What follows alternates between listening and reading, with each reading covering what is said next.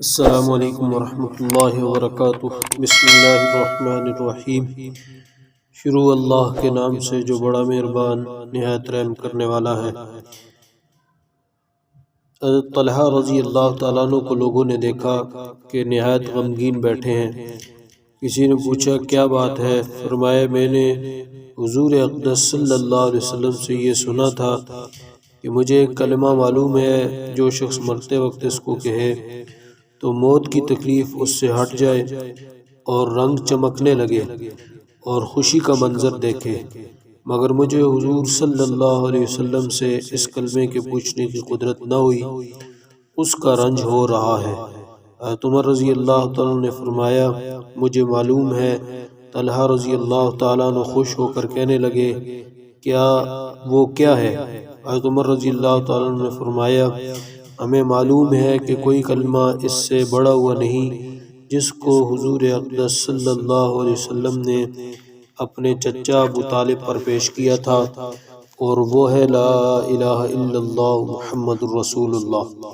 فرمایا واللہ یہی ہے، واللہ یہی ہے۔ کلمہ طیبہ کا سراسر نور و سرور ہونا بہت سی روایات سے معلوم ہوتا ہے۔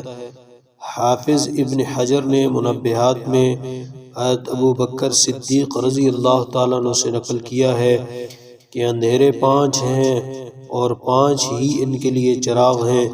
دنیا کی محبت اندھیرا ہے جس کا چراغ تقویٰ ہے، اور گناہ اندھیرا ہے جس کا چراغ توبہ ہے، اور قبر اندھیرا ہے جس کا چراغ لا الہ الا اللہ محمد رسول اللہ ہے، اور آخرت اندھیرا ہے جس کا چراغ نیک عمل ہے، اور پلسرات اندھیرا ہے جس کا چراغ یقین ہے۔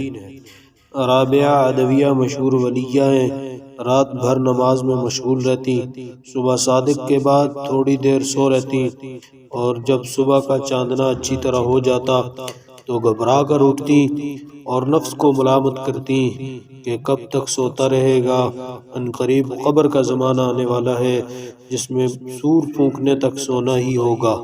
جب انتقال کا وقت قریب ہوا تو ایک خادمہ کو وصیت فرمائی کہ یہ اونی گدڑی جس کو تہجد کے وقت پہنا کرتی تھی اس میں مجھے کفن دے دینا، اور کسی کو میرے مرنے کی خبر نہ کرنا۔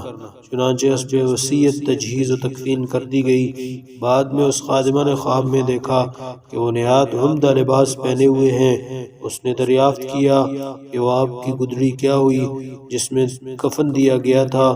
فرمایا کہ لپیٹ کر میرے اعمال کے ساتھ رکھ دی گئی۔ انہوں نے درخواست کی کہ مجھے کوئی وصیت و نصیحت فرما دیں، تو فرمانے لگیں کہ اللہ کا ذکر جتنا بھی کر سکو کرتی رہو کہ اس کی وجہ سے تم قبر میں قابل رشک بن جاؤ گی۔ اللہ تبارک و تعالیٰ سب کو کثرت سے ذکر کرنے کی توفیق عطا فرمائے۔ وما علینا الا البلاغ۔